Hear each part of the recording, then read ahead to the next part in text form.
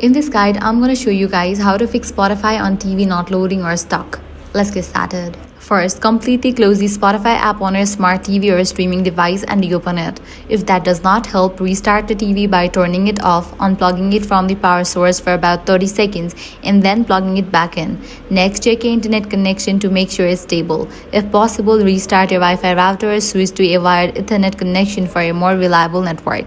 You should also check for updates to both Spotify app and your TV's operating system, as outdated software can cause loading and playback issues. If the problem continues, sign out of your Spotify account on the TV and sign back in.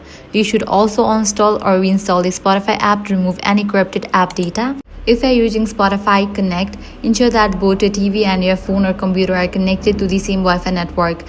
Finally, if none of these solutions work, the issue may be caused by a temporary Spotify server outage, so checking Spotify service status and waiting for the issue to be resolved may be necessary. So that's it. If this guide helped you out, do not forget to like, share, and subscribe.